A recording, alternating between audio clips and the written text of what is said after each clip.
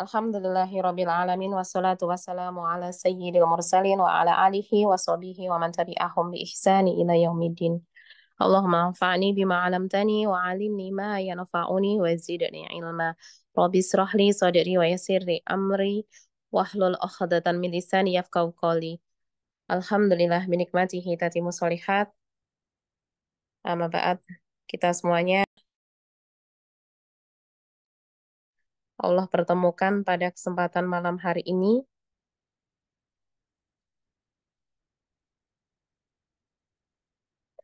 Segala puji bagi Allah Subhanahu wa Ta'ala yang telah mempertemukan kita di majelis ilmu yang penuh berkah ini, dan saya ucapkan selamat malam, selamat datang, salam hangat saya sampaikan kepada seluruh peserta webinar dari berbagai penjuru Indonesia maupun luar negeri yang insya Allah malam hari ini akan bergabung bersama kita. Baik, selawat serta salam tak lupa juga kita curahkan kepada junjungan kita Nabi Agung Nabi Muhammad Sallallahu Alaihi Wasallam. Semoga kelak nantinya kita mendapatkan syafaatnya dan berjumpa dengan baginda Nabi Muhammad Sallallahu Alaihi Wasallam di surga Firdaus kelak. Amin. Baik, perkenalkan, saya adalah Erwi Handayani, mahasiswi dari program BAIS IOU Indonesia, dan dengan penuh kebahagiaan saya akan menjadi moderator dalam acara istimewa malam hari ini, yakni webinar pemenang Lomba Isai Nasional 2025. Dan acara ini merupakan bentuk apresiasi dari pihak IOU Indonesia kepada para pemuda-pemudi bangsa yang telah menuangkan ide-ide segar, ilmiah, dan penuh semangat untuk perubahan dalam ajang Lomba Isai Nasional IOU Indonesia. Baik, rekan-rekan semuanya, perkenalkan terlebih dahulu susunan acara untuk kesempatan malam hari ini. Yang pertama, saya selaku moderator akan memperkenalkan pemenang masing-masing juara dalam Lomba Esai Nasional IOU Indonesia. Kemudian setelahnya nanti akan ada sesi paparan yang akan kita mulai dari juara 3, juara 2, dan juga juara 1 yang terakhir. Kemudian setelahnya nanti akan ada diskusi dan sesi tanya jawab, baru setelahnya ada penutup. Baik, kata pepatah, tak kenal maka kita ta'aruf, begitu kan? Kita akan perkenalkan satu persatu dari masing-masing pemenang juara dalam Lomba Esai Nasional IOU Indonesia. Malam ini kita tentu sudah hadir semuanya. Kita sapa terlebih dahulu sebelum diperkenalkan ya. Assalamualaikum, Kak Elva Anggi Kalista. Sudah hadir ya? Waalaikumsalam Kak, sudah. Masya Allah, baik. Sehat ya Kak ya? Alhamdulillah Iya, sehat. alhamdulillah sehat, baik. Kemudian juara kita yang kedua, ini dia ada Kak Willy Wilana. Assalamualaikum Kak Willy. Waalaikumsalam warahmatullahi wabarakatuh. Baik, alhamdulillah. Dan kemudian juara satu kita, yakni ada Kak Eli Wahyuni Nasution. Assalamualaikum Kak Eli. Halo, Assalamualaikum Kak Eli. Suara belum terdengar, mikrofon belum terbuka. Iya Kak, sudah hadir. Oh baik. Waalaikumsalam warahmatullahi wabarakatuh, sudah hadir. Oh baik. Oh iya iya iya iya. Iya. Ini berarti Kak Eli Nasution dua gawai ya nih kayaknya yang dipakai ya. Baik. Baiklah rekan-rekan semuanya, kita akan simak ya pemaparan CV atau profil dari juara ketiga, yakni ada Kak Elva Anggi Kalista. Beliau adalah mahasiswi hukum Universitas Diponegoro.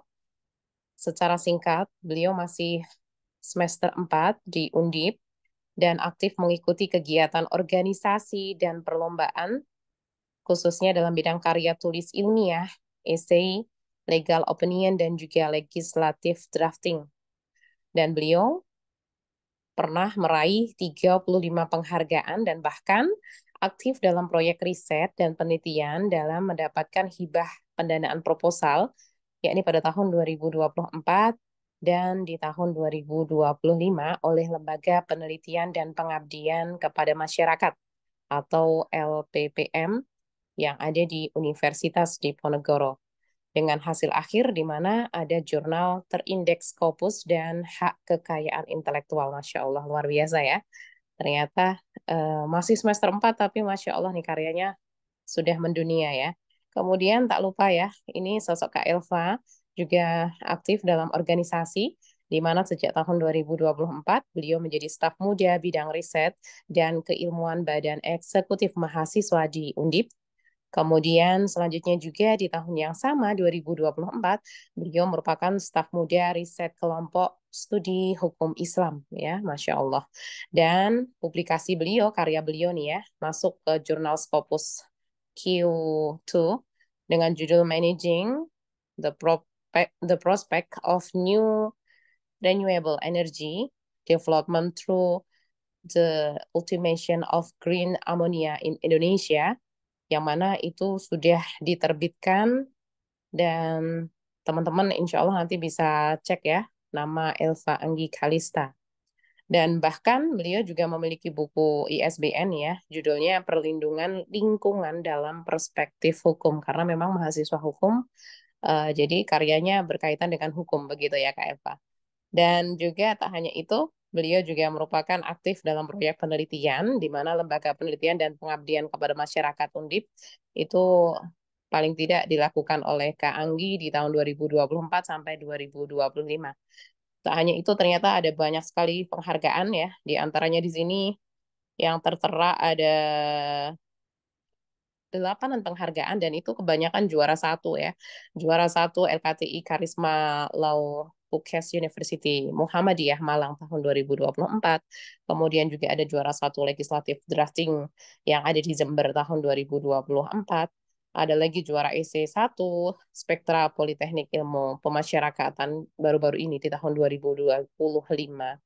Ya, itu dia. Dan Kak Elva mahir di bahasa Indonesia, bahasa Inggris, juga mahir di teknis, baik itu analis data, Microsoft Tool.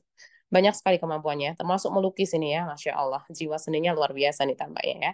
Dan bahkan juga Kak Elva mahir di bidang non-teknis nih ya, komunikasi, berpikir kritis, juga adaptasi kreatif seperti itu. Masya Allah. Semoga Allah memberkahi ilmunya dan waktunya ya Kak Elva ya. Kemudian berikutnya untuk juara kedua ada Kak Willy Wilana. Ini teman kita semuanya ya di IOU juga. Nama lengkap beliau adalah Willy Wilana Eskom BA. Seperti apa? Nanti tetap stay tune. Insya Allah akan dibacakan saat mendekati pemaparan beliau begitu ya. Kita sambut terlebih dahulu di kesempatan yang pertama, yakni adalah pemaparan juara ketiga ya, juara 3 besar, yang mana juara dalam lomba esai yang digelar di IOU Indonesia. Kita sudah datangkan ketiganya, di mana karya-karya mereka yang juara ketiga itu diraih oleh Kak Elva Anggi Kalista dari Universitas Diponegoro dengan judul esai yakni Inovasi Artificial Intelligence Detector sebagai penguatan peer-to-peer lending vintage syariah begitu ya. Seperti apa? Nah, kita akan dengarkan nanti insya Allah ya. Dan juga juara kedua dan juara ke-1 bagaimana profilnya. Simak nanti, jangan sampai ketinggalan.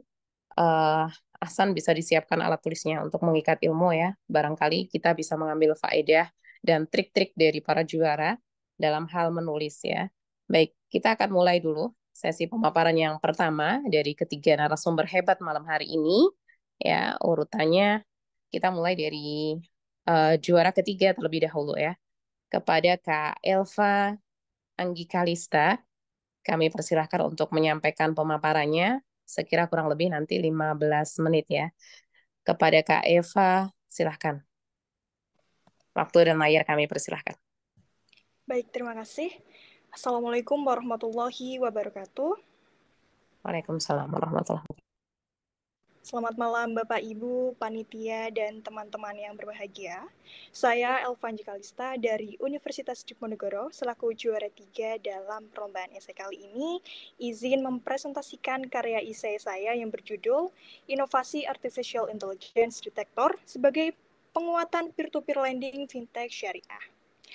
Terdapat beberapa latar belakang yang melatar belakangi gagasan saya, yaitu pada saat pandemi COVID-19, kita semua mengetahui bahwa akselerasi transformasi digital dalam ekonomi syariah, potensi fintech syariah di Indonesia ini sangat besar, mengingat populasi muslim terbesar dunia yaitu sejumlah 240,62 juta jiwa pada tahun 2023, dan banyaknya lembaga keuangan syariah yang mencapai 5.000 lembaga. Fenomena fintech syariah ini termasuk peer-to-peer lending syariah mengubah pola konsumsi masyarakat dalam pinjam-meminjam. Kemudian di tengah besarnya peluang yang hadir, ada beberapa tantangan dan hambatan yang memperlambat pertumbuhan fintech syariah, di antaranya yaitu yang pertama adanya predator lending. Belakangan seiring dengan merebaknya era disrupsi, praktik penipuan dalam skema peer-to-peer lending ini yang dikenal dengan sebutan predator lending menjadi ancaman serius. Dalam praktik tersebut terdapat unsur tipu muslihat, di mana pemberi pinjaman biasanya tidak memperhatikan kemampuan pinjaman untuk mengembalikan dana dengan mengenakan syarat, ketentuan, bunga, dan biaya yang tidak wajar. Kemudian sementara sektor keuangan syariah ini nyatanya menawarkan mekanisme aman guna meningkatkan kesejahteraan umat muslim melalui peer-to-peer lending syariah. Hal tersebut juga sejalan dengan nilai kesejahteraan sosial sebagaimana menjadi landasan filosofis Indonesia yang termaktub dalam Pancasila. Kemudian yang kedua yaitu minimnya regulasi yang menaungi. Regulasi terkait dari fintech syariah ini yaitu diatur dalam pengaturan Otoritas Jasa Keuangan nomor 10 tahun 2022 dan Peraturan Bank Indonesia nomor 19 tahun 2017. Pada dasarnya hanya mengatur fintech konvensional, sehingga peraturan tersebut masih secara umum dan menyebabkan konvensional dan fintech syariah ini tidak jelas pemisahnya.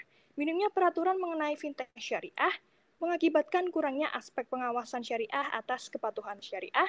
Hal ini yang menyangkut perlindungan konsumen yang kurang kuat. Kemudian yang ketiga adanya minimnya jumlah platform fintech syariah yang terdaftar di Otoritas Jasa Keuangan. Nah, dilihat dari jumlah platform resmi peer-to-peer lending ini di Indonesia jumlahnya memang cenderung stagnan, yakni berjumlah 7 saja. Perkiraan hanya setara dengan 6,86% dari total 102 penyelenggara. Kemudian kurangnya literasi keuangan syariah di masyarakat juga membuat implementasinya kurang maksimal. Kemudian di sini saya menetapkan 3 rumusan masalah. Yang pertama, bagaimana status quo peer-to-peer lending syariah di Indonesia. Kemudian bagaimana pelaksanaan peer-to-peer lending syariah di negara lain yakni Malaysia, Inggris, dan India. Kemudian yang ketiga, bagaimana solusi strategis penguatan sektor keuangan syariah pada skema peer-to-peer lending di Indonesia. Pertama, kita membahas status quo pada peer-to-peer lending syariah di Indonesia, bahwa sejak tahun 2017, layanan fintech syariah dan bentuk peer-to-peer lending mulai bermunculan secara legal di Indonesia. Seperti yang telah kita ketahui bahwa hanya 7 lembaga atau platform yang memang terdaftar di OJK, yaitu ada Dana Syariah, Alami, Tokopedia Salam, Etis, Amanah, Duha Syariah, dan Koswa. Kemudian juga pada tahun 2021 dan 2022 tercatat bahwa nilai aset layanan tersebut naik sebesar 74,13 miliar sampai 133,64 miliar. Namun, hal ini jika dilihat melalui jumlah fintech syariah terhadap konvensional, angka ini cenderung stagnan juga dari 3 tahun terakhir. Kemudian ada pun beberapa hal yang menjadi penyebab stagnannya pertumbuhan fintech syariah di Indonesia. Yang pertama, kecilnya support dari pemerintah. Yang kedua, minimnya regulasi yang menaungi. Dan kurangnya literasi keuangan syariah di masyarakat. Untuk penguatan dalam gagasan yang saya tawarkan, terdapat 3 penelitian terdahulu yang saya rangkum. Yang pertama, penelitian oleh Prestama pada tahun 2019 yang menyatakan peer-to-peer lending syariah efektif menjangkau sektor non-bank tetapi lemah dalam pengawasan syariah dan keterdaftaran di Otoritas Jasa Keuangan. Kemudian yang kedua, penelitian dari Hida Hiyanti tahun 2020 menegaskan bahwa fintech syariah memberikan efisiensi namun masyarakat belum siap dari sisi edukasi dan sumber daya manusia. Kemudian yang ketiga ada penelitian dari Kisar Bolani pada tahun 2024 yang menyatakan bahwa menyoroti penggunaan artificial intelligence di India untuk menganalisis kelayakan kredit dan deteksi penipuan real-time dalam peer-to-peer lending. Baik, kita masuk ke pembahasan terkait dari AI detektor untuk peer-to-peer lending syariah. Berdasarkan kondisi tersebut, saya menawarkan inovasi teknologi berupa integrasi AI detektor dalam platform peer-to-peer lending syariah. Kemudian di sini saya menawarkan sebuah integrasi dari artificial intelligence yaitu machine learning, suatu induk dari AI yang mana machine learning ini itu memiliki beberapa keunggulan. Yang pertama, menganalisis risiko kredit secara akurat. Yang kedua, mendeteksi penipuan secara real time dan meningkatkan efisiensi pemrosesan data. Kemudian kita lihat bahwa proses kerja AI detektor ini benar-benar menawarkan inovasi teknologi ya, berupa integrasi AI detektor dalam platform peer-to-peer lending syariah. Dengan bantuan machine learning ini, terdapat beberapa keunggulan yang akan ditawarkan, yaitu dengan proses yang pertama ada pra-pemrosesan data untuk menyaring, membersihkan, dan menstrukturkan data. Yang kedua, pengumpulan data dari berbagai sumber eksternal dan internal. Yang ketiga, analisis kuantitatif guna mengidentifikasi skor risiko dan prediksi kemungkinan gagal bayar. Kemudian, pelaporan risiko secara otomatis dan terukur demi perlindungan konsumen dan investor. Jadi dengan AI ini kendaraan peer-to-peer lending syariah akan meningkat dengan banyaknya predatory, akan menjadikan sebuah proses data dan juga suatu keamanan yang lebih terdesentralisasi sehingga menciptakan sistem yang transparan dan aman. Saya juga menggunakan studi komparasi dengan 3 negara, yaitu yang pertama Inggris. Jadi meskipun bukan negara mayoritas muslim, Inggris mendukung penuh fintech syariah melalui proyek inovatif dan regulasi non-diskriminatif. Kemudian yang kedua, negara India, bahwa memang penggunaan AI, yaitu machine learning di sektor peer-to-peer lending, sangat masif di India, terutama untuk efisiensi dan deteksi penipuan. Kemudian yang ketiga, negara Malaysia menerapkan kerangka hukum ketat untuk fintech syariah ini, termasuk perlindungan konsumen dan data pribadi yang memang belum diatur secara khusus di Indonesia. Baik, adanya urgensi regulasi di Indonesia, bahwa memang belum ada regulasi khusus yang mengatur terkait fintech syariah dan penggunaan artificial intelligence. Saat ini hanya mengacu pada Peraturan OJK nomor 10 tahun 2022 dan Fatwa MUI nomor 116 yang memang secara hierarki hukum tidak cukup kuat. Dan pengaturan pencakup 3 aspek ini yaitu untuk yang pertama, ekonomi, untuk menjangkau masyarakat anti riba. Yang kedua, sosial, untuk membentuk kesadaran dan budaya syariah. Dan yang ketiga, hukum, untuk menciptakan kepastian dan perlindungan hukum. Kemudian ada strategi penguatan peer-to-peer lending syariah guna memperkuat ekosistem peer-to-peer lending syariah di Indonesia. Saya menawarkan 3 langkah utama. Yang pertama, regulasi khusus. Memang harus ada regulasi khusus untuk sebagai payung hukum dalam implementasi peer-to-peer lending syariah di Indonesia yang mencangkup asas, akad, subjek hukum hingga mekanisme sengketa.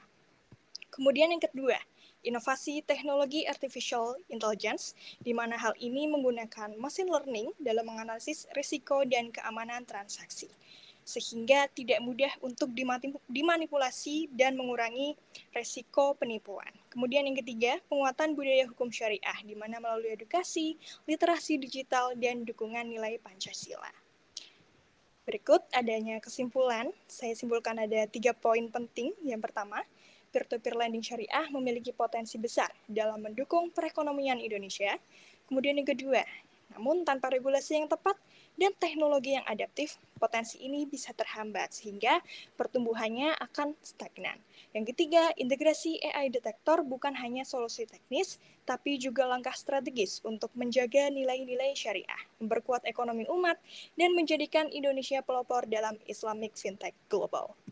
Baik, terima kasih. Mungkin cukup sekian yang dapat saya sampaikan. Bapak Ibu yang saya hormati dan para sivitas akademika yang berbahagia, terima kasih atas perhatiannya. Wassalamualaikum warahmatullahi wabarakatuh. Waalaikumsalam warahmatullahi wabarakatuh. Masya Allah. Barakallahu fikum untuk Kak Elva ya. Luar biasa ya. Ternyata karyanya Masya Allah ternyata banyak hal yang tak terduga, yang tak terpikirkan ya dengan teknologi bisa membuat karya AI detektor untuk bahan esai dan meraih juara ketiga. Baiklah, menginjak untuk pemenang juara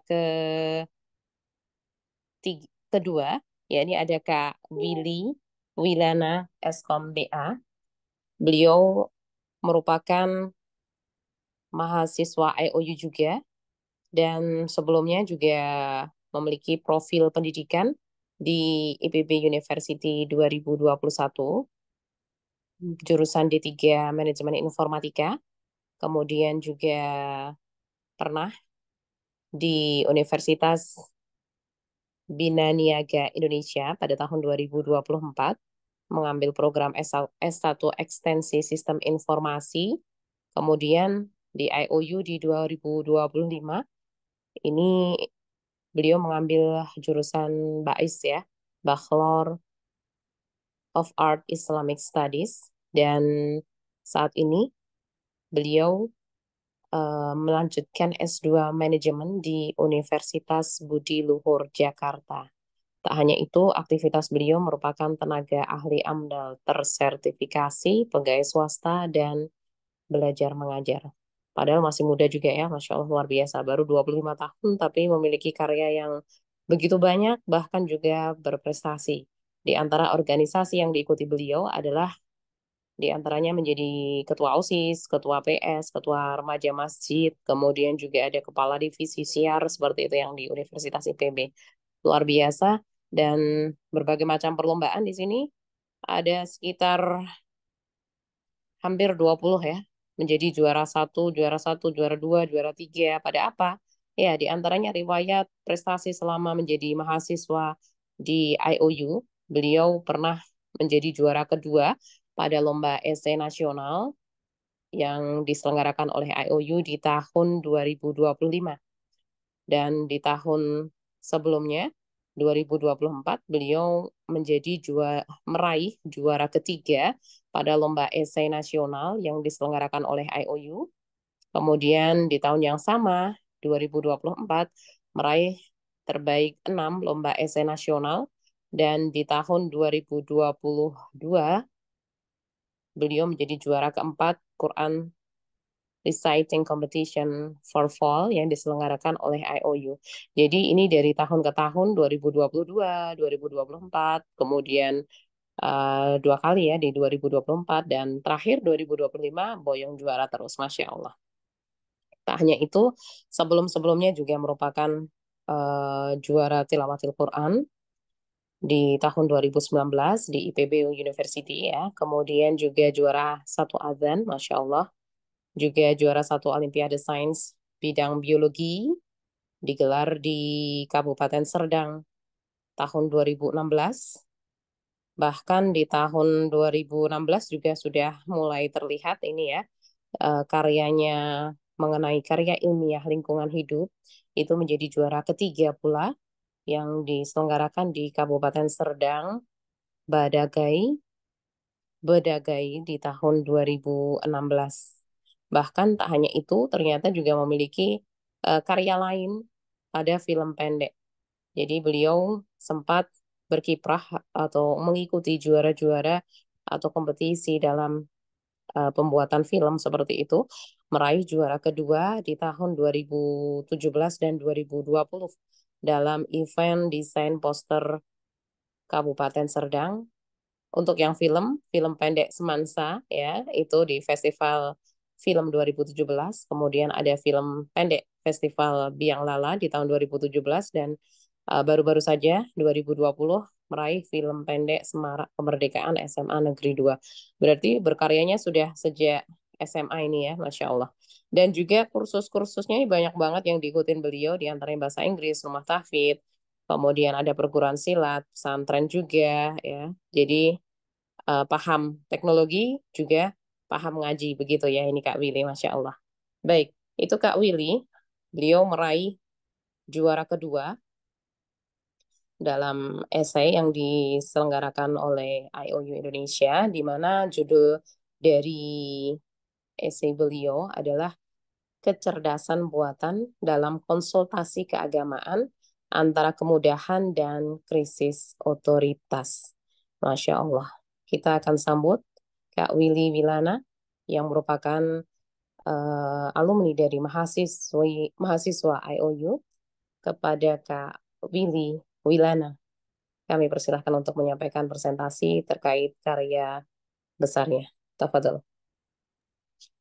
Baik, terima kasih pada Teh Erwin Andriani, selaku moderator pada webinar kali ini. Izin kepada seluruh rekan, Bapak Ibu semua mahasiswa mahasiswi untuk saya melakukan eksplanasi terkait esai yang sudah diumumkan juaranya. Di sini saya Willy Wilana selaku pemegang posisi 2 pada lomba esai ini. Izin share screen sebelumnya.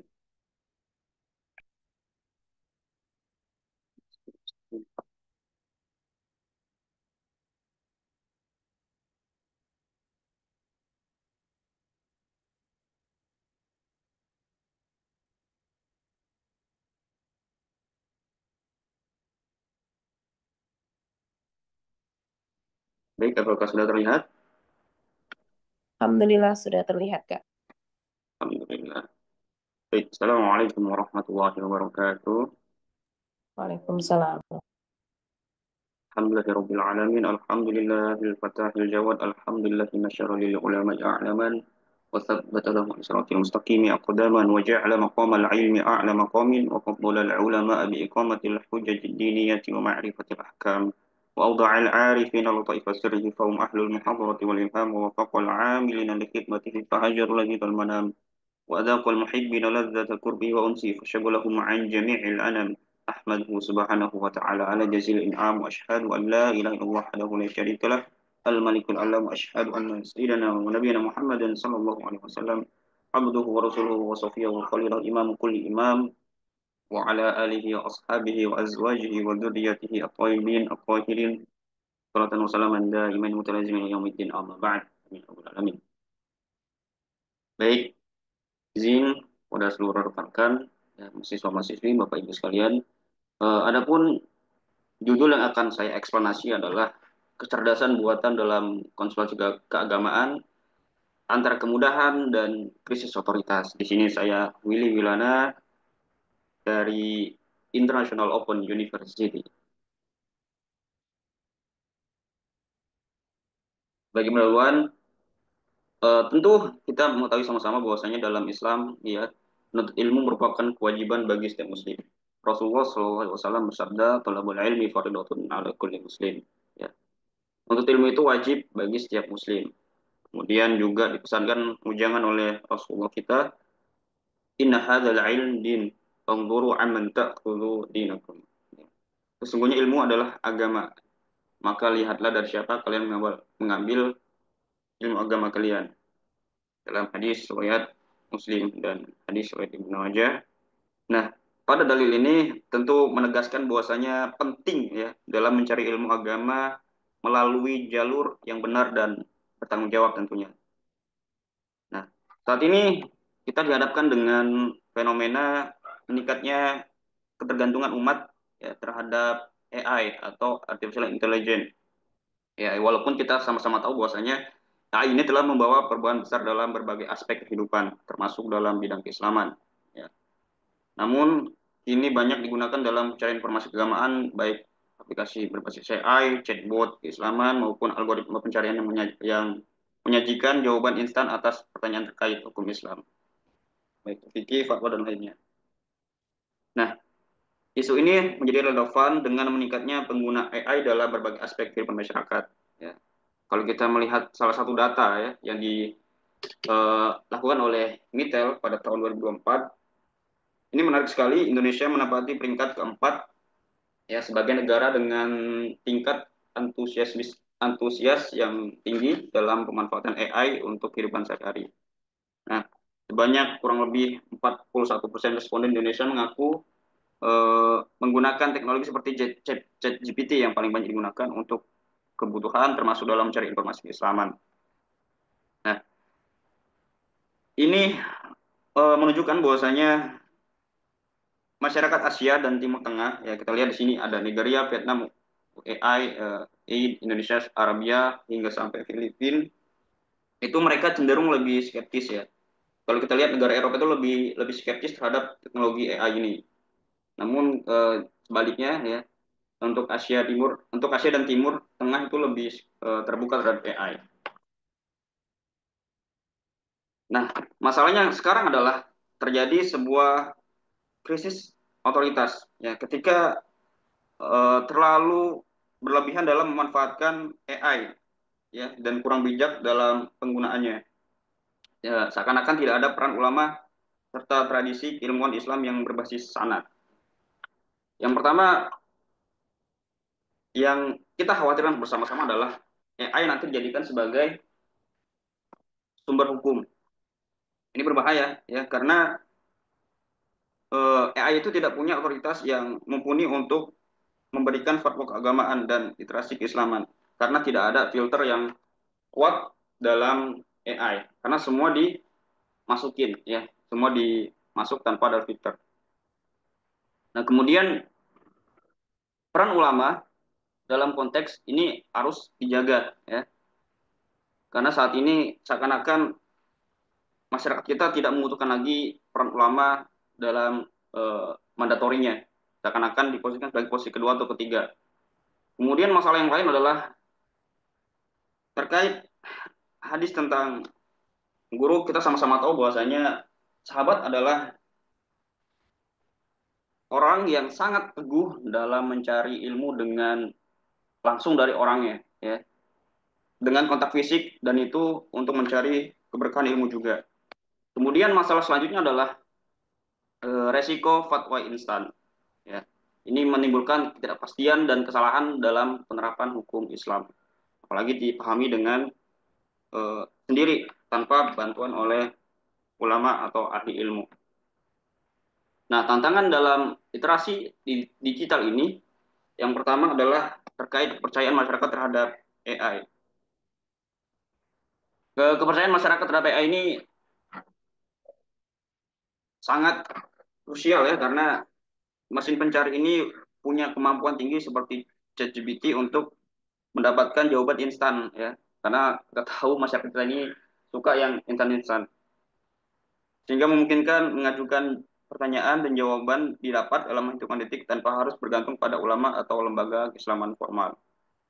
Kemudian tantangan selanjutnya adalah adanya sekarang ini deepfake ya, fatwa palsu, yang seakan-akan orang yang tidak berbicara seperti itu tapi dibuat berbicara seperti itu ya, muka atau gambar dibuat narasikan sebagai video seakan-akan berfatwa seperti itu. Ini sangat bahaya karena sekarang makin canggih dan tidak bisa membedakan mana yang asli dengan yang palsu, kecuali orang-orang yang tertentu yang bisa membedakan.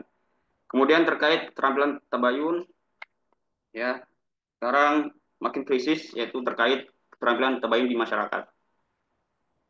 Itu terkait verifikasi informasi yang menjadi keharusan bagi setiap muslim dalam mendapatkan informasi, apalagi dari AI. Kemudian terkait literasi, nah sama-sama kita tahu bahwasanya di Indonesia itu tingkat literasinya masih sangat rendah. Kita mengutip dari perkataan Abu Yazid Bustami rahimahullah, menyatakan bahwasanya malam yakun lahu syekhun fa syekhu syaitan. Barang siapa yang tidak punya guru, maka gurunya adalah syaitan. Dalam tafsir Ruhul Bayan, Mail Haqi al-Hanafi.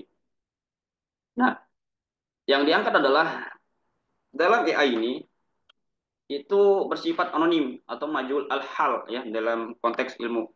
Nah, karena dia bersifat anonim, berarti statusnya adalah tidak diketahui dan tidak dapat dikonfirmasi keabsahannya. Sehingga AI itu tidak layak dijadikan mufti yang berpendapat atau yang dapat diikuti secara mutlak. Ya, walaupun kita tahu AI itu dapat memberikan rekomendasi hukum dan membantu proses pengambilan keputusan. Walaupun seperti itu, tetap ini sistemnya mirip dengan VAR ya dalam sepak bola. Ya, meskipun dalam sepak bola ada keputusan, maka tetap yang mengambil keputusan adalah wasit. Ya, sama dengan AI ini, yang berhak memutuskan hukum adalah ulama terkait. Nah, penggunaan ChatGPT menjadi terlarang apabila berpotensi menimbulkan mudarat yang lebih besar. Ya, mengingat AI ini bersifat open source. Ya. Sekali lagi, karena ini bersifat oversource, maka tidak ada filterisasi, ya, yang memungkinkan adanya manipulasi informasi yang tidak dapat dikontrol sepenuhnya. Nah, dalam Islam, prinsip tabayun menjadi dasar dalam menerima dan menyebarkan informasi, sebagaimana dikutip dari firman Allah Subhanahu wa taala, ya ayyuhallazina amanu in ja'akum fasikum binaba'in fatabayyanu. Hai orang-orang beriman, jika datang padamu orang fasik membawa suatu berita, maka periksalah dengan teliti, yaitu tabayun. Nah, kalau kita melihat cara kerja AI, ya, sesuai dengan gambar, pada dasarnya AI itu bekerja dengan sistem training data, ya, dengan algoritma yang mengumpulkan informasi dari berbagai sumber, tapi tidak selalu memiliki kemampuan untuk membedakan antara sumber yang sahih dan yang tidak dapat dipercaya. Nah, akibatnya apa?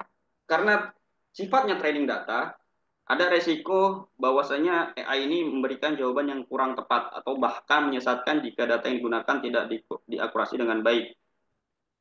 Kemudian pemahaman kontekstual merupakan aspek lain yang menjadi tantangan dalam pemanfaatan AI dalam studi keislaman. Sehingga AI ini tidak dapat memiliki pemahaman yang mendalam tentang konteks sosial, budaya, dan hukum Islam. Jadi karena sifatnya training data algoritma, dia tidak mempunyai kemampuan dalam konteks sosial, budaya, dan hukum Islam sebagian dimiliki oleh seorang ulama. Nah, sebenarnya masih banyak, cuma karena keterbatasan waktu, kita persingkat. AI sebagai alat bantu, jadi perlu ditekankan adalah AI sebagai alat bantu. Nah, di sini penting ya, kita lewatin.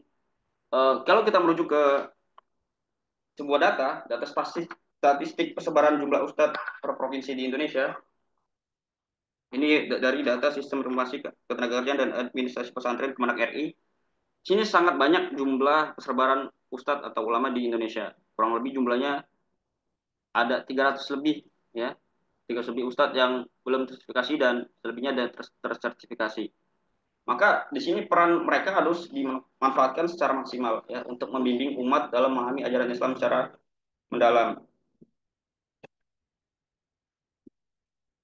Nah, sebagai penutup, AI sekali lagi memang penting dalam membantu kita dalam aspek teknologi, namun tentu karena ini AI tidak memiliki filterisasi dan sifatnya training data, maka tetap kita harus merujuk ke ulama seperti yang dipesankan di dalam Quran juga, fas'alu ahla dzikri in kuntum la ta'lamun. Bertanyalah kepada orang yang mengerti jika kamu tidak mengetahui. Kemudian peran AI tidak menggantikan ulama. Ya, teknologi tidak bertujuan untuk menggantikan posisi ulama, tetapi lebih untuk mendukung dan memfasilitasi pemahaman agama. Kemudian perlu adanya keseimbangan data dan hikmah. Ya, penting untuk selalu mencari keseimbangan antara data yang disajikan oleh AI dan kebijaksanaan yang datang dari tradisi ilmuwan. Ya, ya, kalau karena terusan waktu sebenarnya ada data-data terkait tantangan literasi digital, ya, terkait data-data terkait pengujian penanyaan hukum terkait konsumsi babi dan ular, kemudian mengenai pandangan konsep khilafah dan selebihnya, yang tentu ini harus dijawab oleh ulama yang mumpuni karena terdapat variasi interpretasi dalam kalangan ulama. Kemudian tentu sebagai masyarakat Indonesia dan masyarakat umum harus menjaga tradisi keilmuan. Sebagai umat muslim, kita harus berpegang teguh pada nilai-nilai tradisional dan berusaha untuk mengintegrasikan inovasi yang tidak merusak nilai-nilai tersebut. Baik, karena tersisa waktu, akhirnya sampai di sini saya kembalikan kepada moderator, kepada TRW Kandayani. Silakan.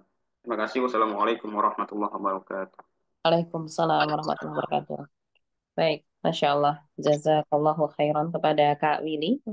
Masya Allah, barakallahu fiqh untuk pemaparannya yang sangat menggugah tentang peran bagaimana kecerdasan buatan AI dalam ranah keagamaan, dan semoga ini menjadi jalan menuju sinergi antara teknologi dan otoritas ilmu syar'i, ya. Jadi sebagai penuntut ilmu juga harus paham betul bahwa kembali pada kitab fisik atau buku fisik itu lebih utama sebetulnya, ya.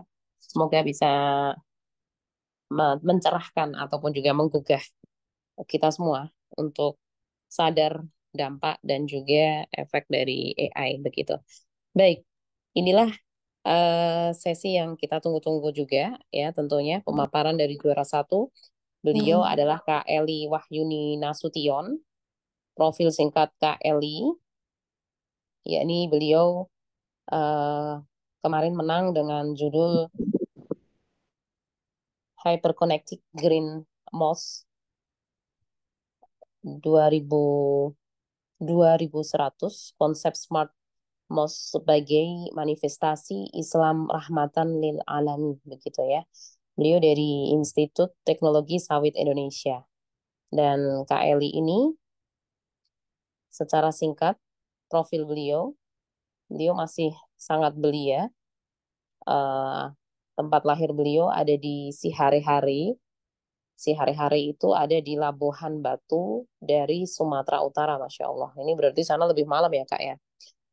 Kemudian beliau saat ini, Kak Eli masih seorang mahasiswi yang sedang menempuh jurusan S1 Agribisnis yang ada di Fakultas Sains dan Teknologi Institut Teknologi Sawit Indonesia angkatan 2023.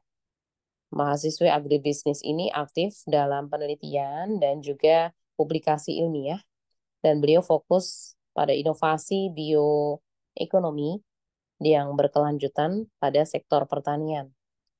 Tak lupa, juga beliau ternyata tertarik sekali pada integrasi riset dan kebijakan agraria, serta berpengalaman dalam menulis proposal terkait dengan riset, kemudian analisis data, dan presentasi ilmiah. Beliau meraih beberapa prestasi mulai tahun dari 2023, yakni finalis Agro Competition Institut Pertanian Bogor. Di tahun setelahnya, 2024, meraih medali perak di International Agriculture Technology Competition yang ada di Universitas Andalas. Kemudian di tahun 2025 beliau menyabet 3 kompetisi, yakni di Distinction Essay Competition President University, dan berikutnya ada Favorit National Essay Competition yang ada di Universitas Hasanuddin, dan terakhir beliau meraih juara 1 di Essay Competition International Open University 2025. Beliau juga aktif berorganisasi, wakil ketua CFT Students Council di tahun 2022, juga termasuk penyiar radio ya ini di City F Indonesia di tahun 2022, Masya Allah. Kemudian juga menjadi anggota keluarga mahasiswa Islam Institut Teknologi Sawit Indonesia, dan bahkan beliau juga berkecimpung di redaksi pers mahasiswa Sigma ITSI Medan. Dan terakhir, beliau melakukan riset dan pengembangan inkubator bisnis Institut Institut Teknologi Sawit Indonesia. Baik, beliau juga aktif di kepanitiaan dan moderator ketika ada event-event tertentu. Jadi sebagai MC, juga sebagai moderator, seperti itu ya, Masya Allah. Kak Eli Wahyuni Nasution. Assalamualaikum Kak Eli. Waalaikumsalam Wah, ini suaranya double nih Kak. Coba feedback itu ya. Halo, Assalamualaikum Kak Eli, gimana? Waalaikumsalam warahmatullahi wabarakatuh. Iya, suara Anti masih feedback Kak Eli. Anti bawa 2, nah gawainya 1 keluar dulu ya, biar tidak feedback suaranya. Coba dicek sound lagi. Assalamualaikum Ya, Kak Eli. Waalaikumsalam warahmatullahi wabarakatuh, Mbak. Apakah suara saya terdengar dengan jelas? Ya, sekarang terdengar jelas. Ya, sama-sama berdunia itu ya, pernah berkecimpung di dunia broadcasting ya, karena anak juga seperti itu. Ini kita dengarkan, pasti kayak seperti penyiar radio juga ya, akan memaparkan karyanya dari Kak Eli, juara 1, Masya Allah. Ini bisa kita sambut. Silahkan kepada Kak Eli, kami persilahkan untuk memaparkan mengenai karyanya. Kepada Kak Eli Wahyuni Nasution, kami persilahkan. Baik, Assalamualaikum warahmatullahi wabarakatuh. Waalaikumsalam warahmatullahi wabarakatuh. Sebelumnya, saya mengucapkan terima kasih kepada moderator yang telah memberikan saya waktu untuk mempresentasikan hasil karya saya berupa esai inovasi. Baik, teman-teman sekalian, Bapak Ibu, izin saya untuk men-share screen hasil karya saya.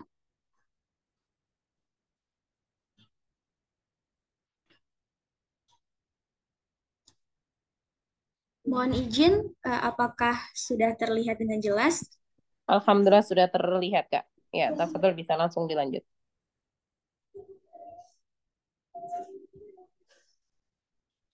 Baik, bismillahirrahmanirrahim. Rekan-rekan sekalian, Bapak Ibu sekalian, mari kita bayangkan pada tahun 2100, masjid tidak hanya sebagai titik pusat untuk beribadah atau membagikan ilmu, melainkan sebagai salah satu kontribusi terhadap perubahan iklim yang ada di Indonesia.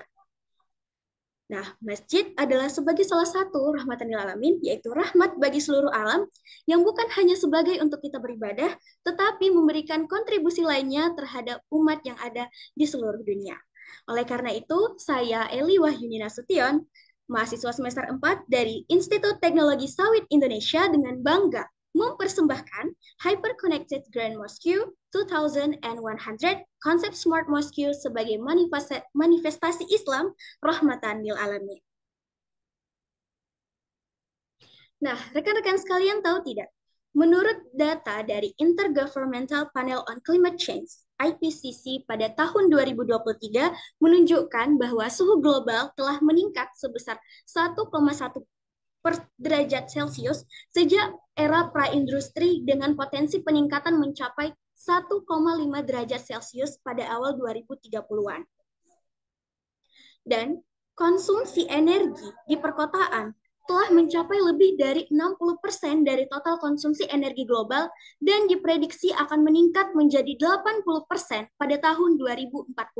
Wow, tentu sekali data ini merupakan ancaman yang sangat besar terhadap dunia bahwa akan terjadi pemanasan global yang semakin meningkat. Pemanasan global ini tidak hanya berdampak terhadap sektor pertanian, teman-teman, tetapi akan mempengaruhi sektor-sektor lainnya. Oleh karena itu, kita sebagai manusia merupakan khalifah fil ard, yaitu pemimpin di bumi, yang memiliki peran dalam menjaga dan melestarikan lingkungan yang ada di muka bumi ini sebagai salah satu bentuk pertanggungjawaban kita terhadap Allah Subhanahu wa taala. Sebagaimana dalam surah Al-Baqarah ayat 30 yang artinya, dan ingatlah ketika Tuhanmu berfirman kepada para malaikat, aku hendak menjadikan khalifah di bumi. Mereka berkata, apakah engkau hendak menjadikan khalifah di bumi orang yang akan membuat kerusakan padanya dan menumpahkan darah, sedangkan kami bertasbih memujimu dan menyucikan namamu. Dia berfirman, sungguh aku mengetahui apa yang tidak kamu ketahui. Rekan-rekan sekalian, dari ayat ini kita dapat menyimpulkan bahwasanya manusia memiliki peran yang sangat penting untuk melaksanakan perubahan yang ada di muka bumi ini. Manusia tidak hanya berperan sebagai melakukan perubahan, tetapi adalah salah satu pilar yang sangat menyebabkan kerusakan yang ada di muka bumi ini, teman-teman sekalian. Oleh karena itu, saya menggagas sebuah inovasi yang sangat berkaitan dengan kita yang selalu kita laksanakan di masjid, yakni Hyper Connected Grand Mosque 2100 adalah konsep masjid masa depan dengan mengintegrasikan teknologi canggih seperti Artificial Intelligence AI, Internet of Things IoT, dan energi terbarukan untuk menciptakan tempat ibadah yang ramah lingkungan, efisien, dan berkelanjutan. Tidak hanya melaksanakan ibadah, untuk melaksanakan kewajiban kita sebagai umat muslim untuk melaksanakan sholat, tetapi di masjid ini kita juga telah berkontribusi untuk menjaga lingkungan dan lain-lain. Nah, teman-teman sekalian, ruang lingkup inovasi ini apa aja sih? Yang pertama itu adalah energi mandiri berbasis sumber energi terbarukan, di mana pemanfaatan energi surya tidak hanya mengurangi emisi gas rumah kaca, tetapi juga berperan signifikan dalam mengurangi efisiensi biaya terhadap masjid, menuju energi bersih dan mengurangi dampak negara yang berkontribusi terhadap perubahan iklim yang sangat besar. Selanjutnya adalah sistem daur ulang air wudhu berbasis bio-nanoteknologi. Penerapan sistem ini memungkinkan masjid untuk mengurangi limbah air hingga 60% yang tidak hanya mendukung konservasi sumber daya air, tetapi juga berperan memberikan edukasi kepada jamaah tentang pentingnya pengelolaan air yang efisien dalam kehidupan sehari-hari. Sebagaimana yang kita ketahui, di daerah kota-kota besar sekarang seringkali terjadi banjir dan kebutuhan akan air bersih kian meningkat. Nah, oleh karena itu, kita berupaya untuk terus mengefisiensi energi dan bagaimana cara kita untuk terus mendaur ulang air tersebut agar dapat dilakukan, agar dapat dimanfaatkan terus-menerus. Selanjutnya adalah digital dakwah dan edukasi lingkungan, di mana jamaah dapat secara bertahap memahami bahwa menjaga lingkungan bukan hanya merupakan tanggung jawab sosial, tetapi juga merupakan bagian dari ajaran agama yang harus dijalankan. Di dalam aplikasi ini, tidak hanya mengajarkan tentang bagaimana cara kita untuk menjaga lingkungan, tetapi juga dilengkapi dengan fitur-fitur tentang kajian dakwah, video tentang bagaimana tata krama yang baik, dan lain-lain. Selanjutnya adalah untuk mengimplementasikan ide inovasi ini ada beberapa tahap yang harus kita laksanakan. Yang pertama adalah tahap perencanaan dan pengembangan infrastruktur. Tentunya tanpa adanya perencanaan tidak mungkin dong sesuatu itu akan dilaksanakan dengan baik. Sebagaimana prinsip manajemen yang terdiri dari 4 tahap, yaitu perencanaan, pelaksanaan, evaluasi, dan tahap selanjutnya. Dan selanjutnya adalah implementasi teknologi smart system dan integrasi AI. Di mana seperti yang telah saya sampaikan bahwa hal ini merupakan hal yang sangat penting. Selanjutnya adalah digital dakwah dan edukasi berbasis teknologi hijau.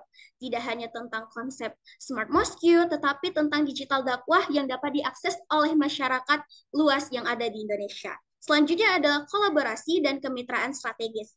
Tentunya untuk mendirikan sebuah inovasi dan perubahan tidak hanya dibutuhkan oleh satu orang saja, tetapi kita harus memiliki stakeholder oleh orang yang satu dengan yang lainnya. Nah, untuk kolaborasi dan kemitraan pada inovasi ini, kita harus melaksanakan kemitraan dengan pemerintah, dengan pihak penelitian, dan lain-lain untuk mengembangkan tentang ide inovasi ini. Dan selanjutnya adalah untuk memonitoring, evaluasi, dan pengembangan berkelanjutan dari ide Smart Mosque ini. Selanjutnya adalah, teman-teman tahu tidak tentang Sustainable Development Goals, di mana saat ini Sustainable Development Goals ini merupakan salah satu pilar yang harus segera kita upayakan dan selalu kita jadikan suatu kontribusi yang nyata di dunia ini. Sebagaimana pada ide Hyperconnected Grand Mosque ini ada 4 pilar SDGs yang dapat digarap oleh inovasi ini, teman-teman. Yang pertama adalah energi bersih dan terjangkau, SDGs 7, Affordable and Clean Energy. Sebagaimana mengoptimalkan konsumsi energi secara real time, menurunkan emisi karbon, dan mengurangi biaya operasional masjid dalam jangka panjang. Selanjutnya adalah clean water and sanitation, yaitu air bersih dan sanitasi, yaitu mengoptimalkan konsumsi energi secara real time, menurunkan emisi karbon, dan mengurangi biaya operasional masjid dalam jangka panjang. Selanjutnya adalah climate action, yaitu penanganan perubahan iklim, pusat literasi lingkungan dengan menyelenggarakan dakwah hijau dan edukasi berbasis teknologi, dan meningkatkan kesadaran jamaah tentang aksi iklim. Selanjutnya adalah SDGs 4, Quality Education, pendidikan berkualitas. Masjid membantu meningkatkan literasi lingkungan di kalangan jamaah dan mendorong partisipasi aktif mereka dalam menjaga lingkungan sesuai dengan nilai-nilai Islam. Selanjutnya adalah lebih dari sekadar efisiensi energi, konsep ini juga mencerminkan manifestasi Islam sebagai rahmatan lil alamin, yaitu rahmat bagi seluruh alam.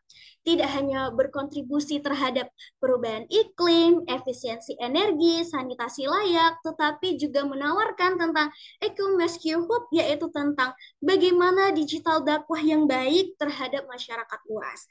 Dengan integrasi teknologi hijau dan nilai-nilai Islam, Masjid ini dapat menjadi role model dalam menjaga keseimbangan ekosistem, mengurangi jejak karbon, serta memperkuat kesadaran kolektif umat tentang pentingnya keberlanjutan. Nah, cukup sekian pemaparan ide inovasi esai dari saya. Kurang lebih mohon maaf jika terdapat kesalahan kata. Saya akhiri. Assalamualaikum warahmatullahi wabarakatuh. Waalaikumsalam warahmatullahi wabarakatuh. Masya Allah.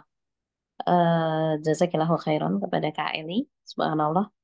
Luar biasa ya, paparan yang bukan hanya futuristik, tapi juga penuh nilai-nilai dengan keislaman.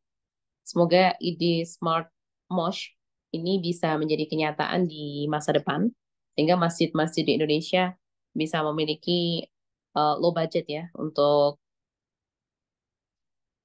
menjadikan masjid yang hijau, bersih, dan tentunya sesuai tadi harapan yang ada dalam esainya Kak Eli ya. Dan berikutnya kita tiba pada sesi tanya jawab dan diskusi. Kepada rekan-rekan semuanya, kami persilahkan apabila ada pertanyaan, bisa ditulis di kolom chat, atau juga bisa menggunakan fitur raise hand. Nanti teman-teman bisa menyebutkan nama ataupun juga asal institusi, dan kemudian pertanyaan tersebut ditujukan kepada siapa, begitu ya. Kami persilahkan untuk dua penanya pertanyaan terlebih dahulu ya. Sekali lagi, kami tujukan kepada teman-teman semuanya, rekan-rekan semuanya. Dua pertanyaan pertama, silahkan untuk yang ingin bertanya melalui kolom chat bisa ditulis, atau secara langsung melalui raise hand, boleh langsung ya, silahkan. Kami berikan kepada dua penanya pertama untuk sesi tanya jawab untuk sesi pertama ini. Baik, sembari menanti pertanyaan dari rekan-rekan semuanya, izinkan untuk bertanya ini kepada Kak Willy nih ya. Kak Willy, masih stay tune ya Kak? Masih, masih. Masih, baik. Kak Willy, Ana tertarik tuh sama tulisan Kakak yang mana AI itu kadang-kadang para mahasiswa atau mahasiswi menggunakan itu tuh. Nah, itu gimana tuh Kak?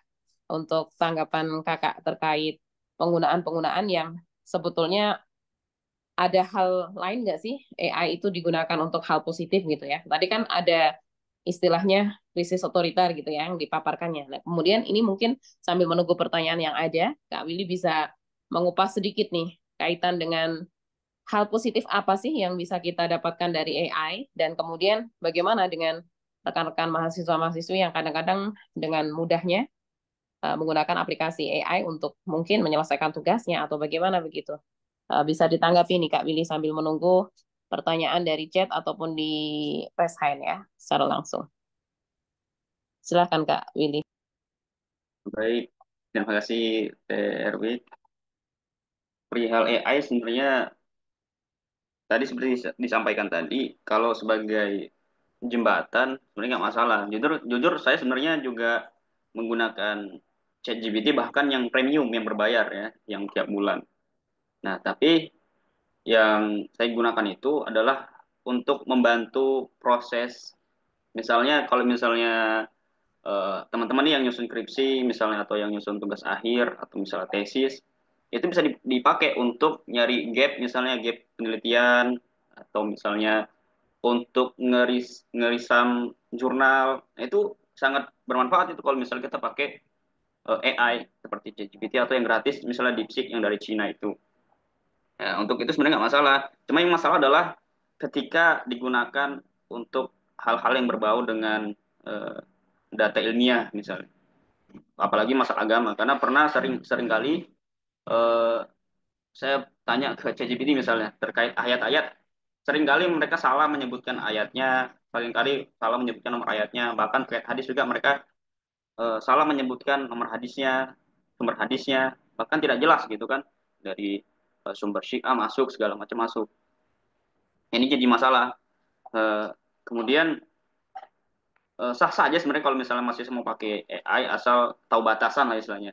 Kan kita kalau misalnya nulis jurnal atau esai kan juga perlu citasi. Nah, terkadang perlu di apa namanya dihindari juga, jangan sampai kita mutlak percaya dengan AI, contohnya ChatGPT. Misalnya kita minta eh, apa namanya referensi. Nah, terkadang referensi yang disertakan oleh ChatGPT misalnya itu nggak ada, kita cari misalnya kita cari di Scholar nggak ada, kita cari di mana pun nggak ada. Jadi itu perlu dicek juga karena Allah alam mungkin karena algoritmanya belum sesempurna sebagus apa, belum apa terlalu dalam lah algoritma di AI itu.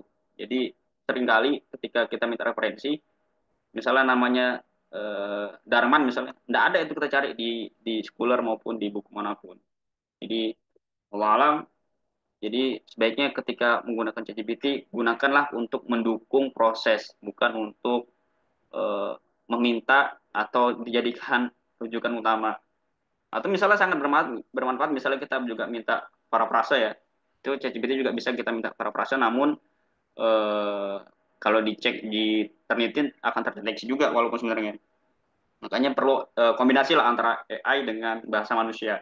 Ketika kita ngutip dari AI, kita telah sumbernya benar apa enggak, ada atau enggak, nomornya benar apa enggak, terus Al-Quran juga kita cek, jadi supaya eh, apa seimbang lah kita gunakan ayat tapi juga bijak menggunakannya seperti itu.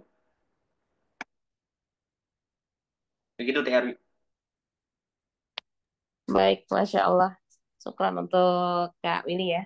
Memang betul yang dikatakan, tapi kadang-kadang juga ada dosen-dosen tertentu yang tidak mempersilahkan, jadi memang melarang ya justru untuk tidak menggunakan AI. Jadi itu masuk dalam ranah kecurangan apabila digunakan untuk kepenulisan ataupun juga untuk hal-hal lain. Itu kemarin sempat diungkapkan oleh salah satu dosen yang Ana pernah dengar seperti itu. Jadi memang beliau menyarankan untuk mahasiswa agar lebih terampil dalam menulis ataupun juga hal-hal yang tadi terkait mengecek apakah sahih apa tidak, ini termasuk hadis apa itu ya, itu ahsan tetap kita pakainya buku fisik ya, kita pun lebih akurat dan tentunya lebih tepat ya. Baik, di kolom chat ini alhamdulillah ada penanya ya. Kita akan tanggapi terlebih dahulu dari Kak Amelia di sini. Mohon maaf Kak, izin tanya. Silahkan bisa dijawab ketiganya atau yang mewakili. Oh begitu ya. Jadi pertanyaan untuk ketiganya nih ya teman-teman. Jadi bisa ke Kak Elva atau Kak Willy atau bahkan ke Kak Eli ya. Bagaimana cara menspesifikan judul? Apakah kita harus tahu isu ataupun yang akan kita angkat? Terus untuk riset dalam menentukan judulnya itu gimana ya caranya? Apakah cukup dengan Google atau ada yang lainnya? Berarti untuk dapat inspirasi nih Kak, terkait dengan judul, apa harus sesuai dengan isu saat ini? Apa sih yang lagi ongoing sekarang? Apa begitu ya? Apa seperti itu? Atau cukup pakai googling begitu? Ini mungkin satu persatu bisa memberikan idenya ya barangkali ya. Barangkali bisa diberikan atau mungkin salah satu tafadhol ya boleh, mumpung masih longgar waktunya, kami persilahkan untuk yang sudah siap bisa langsung buka mic, apa Kak Elva atau mungkin Kak Eli atau Kak Willy nih, gimana caranya dapat judul apa sesuai dengan isu yang ada atau googling begitu Kak. Oke, silahkan yang sudah siap dari ketiganya atau mungkin ada inspirasi untuk bisa di-sharingkan ke teman-teman. Baik, Kak Elva. Kami persilahkan Kak Elva untuk menanggapi. Baik, terima kasih moderator. Terima kasih juga untuk Kak Amelia atas pertanyaan yang diberikan. Saya izin berpendapat ya Kak, terkait dari cara untuk menspesifikkan judul, itu apakah harus tahu dulu isu yang akan diangkat atau bagaimana. Jadi untuk saya sendiri, untuk judul, ya jadi kan kadang suatu event atau perlombaan itu menyediakan beberapa subtema dari tema besar. Jadi kita harus analisis dulu nih subtema mana yang sekiranya menarik untuk kita angkat. Menarik di sini juga tidak hanya bahwa isu itu wow sedang booming atau naik daun, tapi juga kita harus mengukur kapasitas diri kita, kapabilitasnya apakah kita akan uh, memiliki kemudahan untuk mengakses seperti sumber literaturnya dari jurnal-jurnalnya yang akan membantu kita untuk riset lebih lanjut. Jadi memang harus ditentukan dulu kalau untuk saya sub tema mana yang akan kita pilih. Nah, setelah itu jika sudah ada spesifikasi, maka untuk mencari suatu sumber judulnya itu kita tidak terlalu bingung karena temanya itu tidak terlalu luas. Jadi memang harus ditentukan dulu. Misal, apakah tema ini terkait dari sosial, ekonomi, lingkungan, hukum, dan sebagainya. Jadi itu akan mempermudah kita dalam melakukan riset. Kemudian juga untuk bagaimana cara merangkai judul yang baik, biasanya itu tidak lebih dari 12 kata ya, tapi tergantung dari pengaturan perlombaan itu tersendiri. Yang pasti, kalau untuk judul itu ada apa yang akan kita angkat, inovasinya, terus kemudian juga output dari inovasi yang akan kita tawarkan di situ. Terus kemudian terkait dari riset dalam menentukan judul, juga gimana caranya, apakah cukup dengan Google atau ada yang lain. Kalau saya sendiri, yang pastinya juga menggunakan ini ya, aplikasi-aplikasi AI dan sebagainya, kayak ChatGPT, atau juga kita riset-riset dengan jurnal-jurnal, jurnal nasional juga boleh, maupun internasional juga boleh. Kan juga kadang, kalau misal kita mahasiswa kan punya privilege, apa ya, langganan jurnal internasional oleh univ kita sendiri itu bisa digunakan, misal kayak SSO dan sebagainya. Itu ada Elsevier, banyak Scopus dan sebagainya, itu bisa untuk referensi. Terus juga bisa menggunakan konsensus untuk mencari berbagai literatur yang ada. ChatGPT juga bisa, tapi untuk ChatGPT saya sarankan hanya untuk sebagai ini ya, apa, referensi outline dari esai atau karya tulis yang akan kita bahas gitu. Jadi memang betul tadi seperti yang disampaikan Kak Willy bahwa di ChatGPT itu masih banyak referensi atau sumber-sumber literatur yang itu bohong gitu, tidak ada jika kita cari gitu. Jadi kalau misal untuk sumber-sumber literatur yang mungkin bisa terpercaya, bisa menggunakan konsensus atau uh, suatu jurnal internasional juga, yang lain juga ada. Mungkin seperti itu, Kak. Terima kasih. Masya Allah. Jazakallah khairan untuk Kak Elva ya. Semoga menginspirasi untuk kita semuanya, termasuk Kak Amelia tadi yang bertanya ya. Baik, kemudian ada pertanyaan lanjutan, tapi sebelumnya apabila rekan-rekan yang lain, Kak Eli ataupun juga Kak Willy mau menambahkan nanti ya, terkait dengan judul, nanti bisa ditambahkan pula. Ana izin untuk bacakan pertanyaan Kak Amelia lanjutan yang kedua.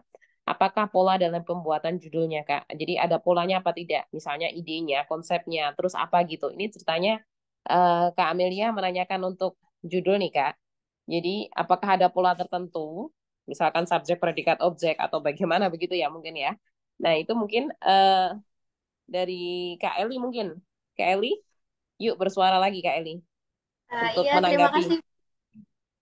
Baik, untuk Amelia, Iya, kalau dari saya sendiri, yang pertama itu kita mencari topik yang lebih urgent gitu, karena ada beberapa lomba yang mementingkan urgensi. Terus kita cari literatur seperti yang disampaikan oleh Kak Elva tadi. Dan kita tidak bisa menghindari yang namanya perkembangan teknologi yang seperti disampaikan dengan Kak Willy.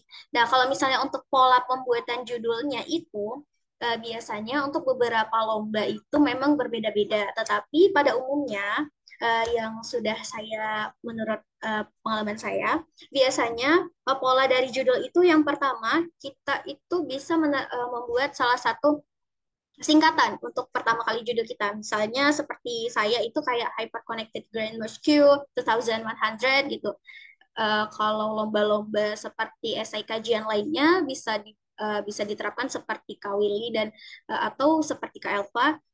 Selanjutnya itu seperti pada umumnya itu ada singkatan seperti Claytor, Areopalm. Nah, dari singkatan yang pertama itu, kita bisa menerapkan yang selanjutnya adalah ide kita itu dari mana gitu. Inovasi, pembuatan ABMX original, atau pembuatan apa segala macam gitu dari misalnya kita memanfaatkan limbah dari tanah kosong kelapa sawit gitu. Inovasi pembuatan tisu dari limbah tanah kosong kelapa sawit itu bisa gitu. Nah, terus selanjutnya adalah kita kaitkan dengan misalnya green economy, circular economy, dan lain-lain. Polanya biasanya seperti itu sih Kak Amelia. seperti yang saya temui pada umumnya judulnya. Dan biasanya itu panitia menerapkan bahwasanya minimal judulnya itu ada yang 20 kata gitu. Nah, setahu saya itu maksimal, maksimal bukan minimal, maksimal 20 kata. Kalau misalnya lebih dari 20 kata itu biasanya lebih boros kalimatnya. Jadi lebih baik itu 20 kata. Menurut saya itu sih, Pak. Terima kasih. Masya Allah, dicatat ya teman-teman, ada 20 kata maksimal untuk judul ya. Jadi di lain kesempatan kalau mau bikin sesuatu, essay terutama untuk lomba dan sebagainya, ada tips dari Kak Eli, 20 kata maksimal ya. Baik, apakah masih ada penanya secara langsung? Silahkan raise hand. Baik Kak Willy, kami persilahkan untuk menanggapi. Iya, silahkan Kak. Baik, izin. Tadi udah cukup sebenarnya dari Kak Eli dan Kak Elva ya, luar biasa. Ya terkait judul memang menambahkan ya tadi udah disampaikan.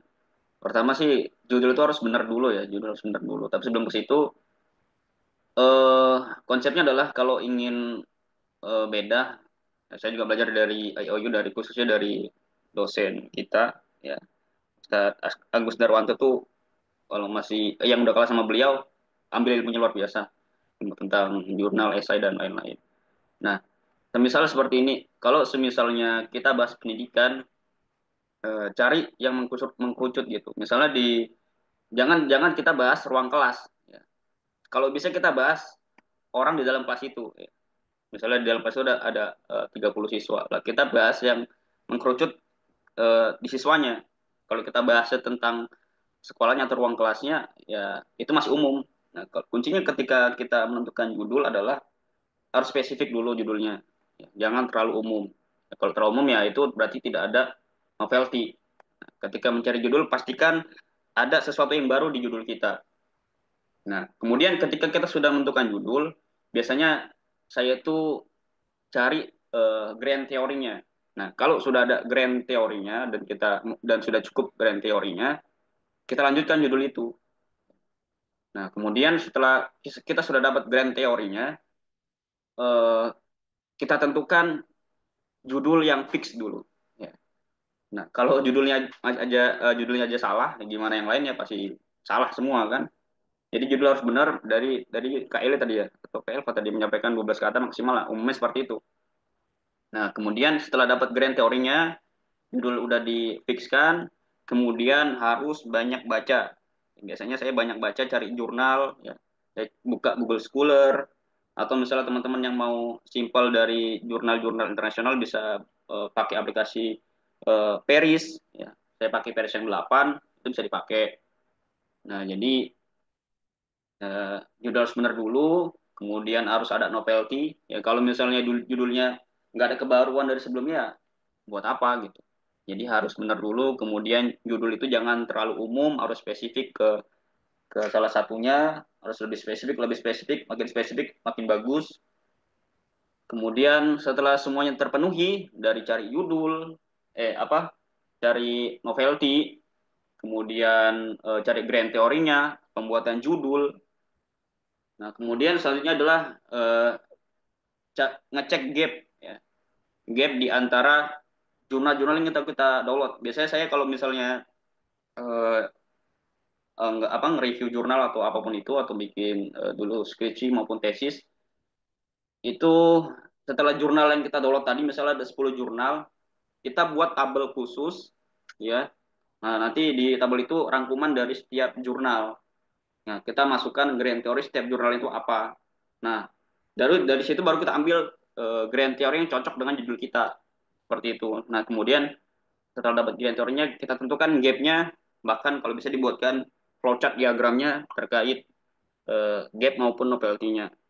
Itu lebih lebih bagus. Biasanya saya seperti itu. Jadi dibuatkan tabel khusus dari setiap jurnal yang sudah kita baca atau yang sudah kita download. Seperti itu mungkin Kak TR saya kembalikan ke Ya, nah, moderator. Masya Allah. Iya, betul. Ini menginspirasi banget nih juga Kak Willy ya, melengkapi. Jadi betul, banyak membaca itu menjadi salah satu, apa ya, istilahnya jurus kita untuk bisa dapat ide, baik dalam penentuan judul ataupun juga mungkin dari muatan konten ya. Karena mana yang sekiranya tadi ada sisi lain yang bisa kita angkat dari beberapa jurnal yang tadi dibikin tabel-tabel tadi ya. Apa tadi grand teorinya seperti itu bagus itu ya dari Kak Willy. Dan baik, sebelum ditutup mungkin bagi rekan-rekan para juara bisa menyiapkan closing statement ya, pesan untuk kita semuanya. Ini ada yang japri via message, direct message ya. Beliau menanyakan apakah kira-kira ada apa ya sejenis waktu itu WhatsApp group untuk mengakomodir bagaimana konsep-konsep ataupun juga penggunaan AI begitu Kak. Ini ada yang menanyakan via Japri ya. Anonim nggak boleh disebut namanya tampaknya ini ya. Jadi apakah ada semacam grup WhatsApp tentang bagaimana menggunakan AI yang bijak, yang sesuai dengan alur begitu? Barangkali dari rekan-rekan, karena memang jago-jago semua ya, udah dipilih dari banyak ternyata jadi juara begitu kan, Masya Allah. Berarti karyanya memang bagus dan tentunya membawa manfaat untuk rekan-rekan semuanya ya, dan kedepannya pula.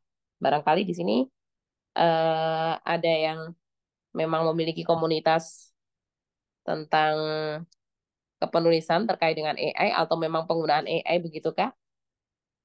Barangkali ada yang mau menanggapi? Ada pertanyaan yang masuk tersebut?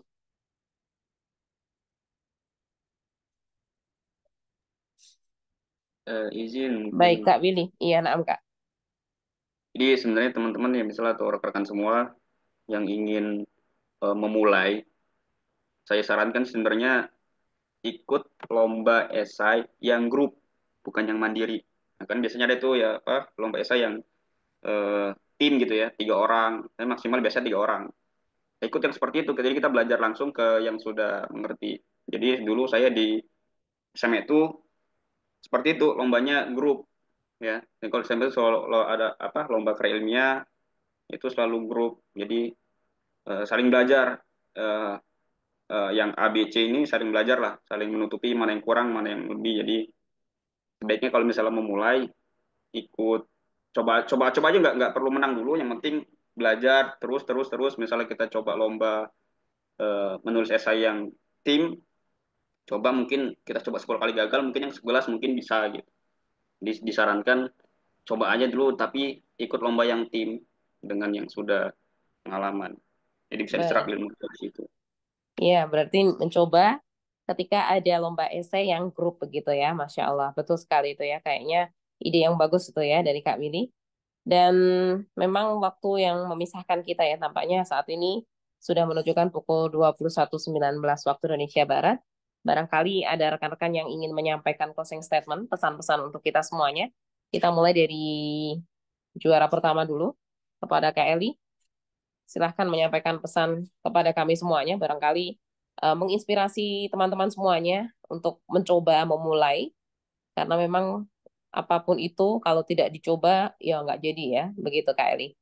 Silahkan untuk memberikan closing statement Kak Eli sebelum anak tutup nanti ya insya Allah. Silahkan untuk Kak Eli, tafadhol. Tafadhol. Baik, terima kasih kepada Mbak Moderator. Jadi barangkali di sini teman-teman sekalian itu banyak sekali yang ingin untuk mencoba mengikuti lomba dan belum pernah menang. Nah, kata-kata dari saya adalah gagal bagi orang yang pernah berjuang itu wajar, tetapi yang tidak wajar itu merasa gagal tapi belum pernah berjuang. Jadi, selagi kita gagal, jangan mengutuk diri, tetapi evaluasi. Nah, teman-teman sekalian, untuk mengikuti lomba-lomba selanjutnya, ketika kita gagal, jangan pernah menyerah. Saya telah mengikuti beberapa banyak sekali perlombaan, di antara 100 perlombaan, hanya sekitar 5 yang menjadi pemenangnya. Jadi, teman-teman sekalian tetap semangat dan harus tetap mencoba, dan terus mencoba. Sekian dan terima kasih. Baik, Masya Allah. Terima kasih untuk Kak Eli ya, untuk closing statement-nya. Untuk Kak Willy, coba open mic lagi ya, nggak apa-apa ya. Barangkali ada closing statement yang perlu disisipkan kepada teman-teman semuanya yang memang dari tadi hadir ya, masih stay tune di sini ada 56 partisipan, bahkan mungkin yang streaming juga banyak ya, barangkali nanti juga ada yang mendengarkan di rekaman juga, insya Allah ada ya. Ini tadi ada yang menanyakan Kak Julieka ya, nanti insya Allah ada Kak. Kak Willy ada closing statement yang ingin disampaikan lagi Kak Willy, karena memang tadi beberapa kali udah open mic nih. Iya, silakan Kak Willy. Baik, sedikit Eh, Teman-teman jangan mengira kita juara terus kalau lomba ya. Tadi Kak Eli juga bilang eh, banyak lomba mungkin cuma beberapa yang dari sekian banyak lomba mungkin hanya 30% yang kita dapat. Ya, sama, kita juga mungkin sekarang juara, mungkin sebelum kita sering gagal gitu, itu sama. Nah, kemudian untuk teman-teman yang di Jabodetabek khususnya di Bogor mungkin bisa silaturahmi dengan kita bisa silaturahmi nanti ketika UTS mungkin bisa ketemu ya di Bogor. Semoga teman-teman yang ada dari Bogor mungkin sini banyak ya, dari Jabodetabek bisa saling belajar, nanti bisa saling ketemu. Yang ujian di Masjid Alumni PB nanti bisa ketemu dengan saya, kalau nanti saya yang awas.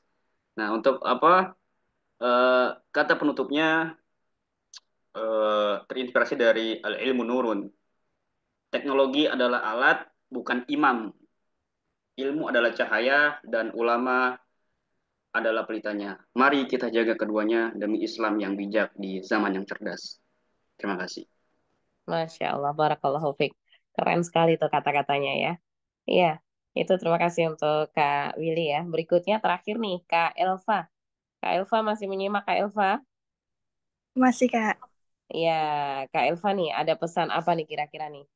Karena mumpung ketemu nih sama teman-teman ya, bisa memberikan inspirasi tersendiri, pemantik untuk mereka, karena memang tadi yang disampaikan Kak Elva tuh pemaparannya sangat tajam dan relevan ya. Apalagi memang eh, ini produknya kakak tuh semoga menjadi inovasi yang bisa semakin memperkuat keuangan syariah berbasis teknologi di Indonesia. Jadi harus cerdas-cerdas bagaimana ketika landing tuh seperti apa kayak gitu ya. Terkait tadi, Masya Allah keren itu.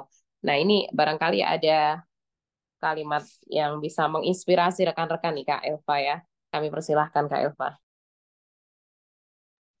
Baik, terima kasih Kak. Mungkin sebelumnya saya mau mengucapkan terima kasih kepada Kak Erwin Handayani, kemudian juga terima kasih kepada seluruh panitia event Lomba Isai International Open University ini. Saya sangat amat mengapresiasi bahwa telah memberikan wadah kepada generasi muda, kepada seluruh kalangan ya, yang memang sangat ingin menyuarakan gagasannya melalui ya isai sebuah karya tulis karena memang suatu hal yang mungkin tidak akan pernah terlupakan ya meskipun kita sudah tiada sudah meninggal tapi sebuah tulisan pasti akan terus terukir begitu. Kemudian juga terkait dari eh, saya mengikuti event ini adalah motivasi saya karena memang saya juga sebagai seorang mahasiswa sebetulnya untuk menulis awalnya saya memiliki keraguan, Kak, karena dari sejak kecil hingga SMA ya hitungannya, saya sebagai individu yang mungkin lumayan vokal dan mungkin lebih condong ke public speaking, namun untuk sebuah um, ibaratnya menyajikan ide gagasan ke sebuah tulisan itu lumayan challenging untuk saya. Tapi waktu mahasiswa baru, saya ada sebuah tawaran dari kakak tingkat untuk mengikuti sebuah perlombaan tingkat fakultas di Undip itu ada kelompok studi hukum Islam yang mana itu suatu karya tulis ilmiah. Ya, saya memberanikan diri karena suatu hal yang baru. Kata kuncinya adalah hal yang baru dan sebuah keberanian. Nah, dari keberanian saya itu mengantarkanlah saya kepada posisi saya saat ini, juara 3, Alhamdulillah. Mungkin jika waktu mahasiswa baru itu saya tidak memberikan diri untuk mengikuti perlombaan pertama saya, mungkin saya tidak akan di sini. Jadi mungkin untuk teman-teman yang sekiranya kemarin mengikuti lomba dan belum mendapatkan kesempatan untuk juara, jangan pernah putus asa, jangan patah semangat, karena memang tidak ada sebuah keberhasilan tanpa adanya suatu kegagalan gitu. Gagal itu wajar, jadi lebih baik kita mencoba daripada tidak sama sekali. Dan mungkin Iya, cukup sekian ya Kak, iya karena Masya memang Allah. sudah disampaikan Itu juga oleh Kak Eli dan pengalaman Kak yang Willy. Ya, terima kasih. iya baik, pengalaman yang luar biasa tuh Kak Elva ya. Gara-gara disuruh ditawarin ya, itu ternyata dengan keberanian dan juga hal baru yang harus dicoba tadi. Alhamdulillah akhirnya menjadikan Kak Elva ikut lomba dan sering juara begitu ya, Masya Allah. Baik, Alhamdulillah nih tak terasa ya teman-teman, kita sudah sampai di penghujung acara. Dan atas nama panitia IOU Indonesia, saya mengucapkan jazakumullahu khairan katsiran. Terima kasih yang sebesar-besarnya kepada para narasumber kita, yakni ada Kak Elva Anggi Kalista, kemudian Kak Willy Wilana, dan juga Kak Eli Wahyuni Nasution. Juga kepada seluruh peserta yang telah meluangkan waktunya untuk hadir dan belajar bersama. Semoga apa yang kita dengarkan dan kita diskusikan malam hari ini membawa manfaat, inspirasi, dan motivasi untuk terus menulis dan berkontribusi bagi umat akhir zaman. Dan juga saya, Erwi Handayani, mohon maaf jika selama memandu acara ini terdapat kekurangan. Mohon dihalalkan dan dimaafkan.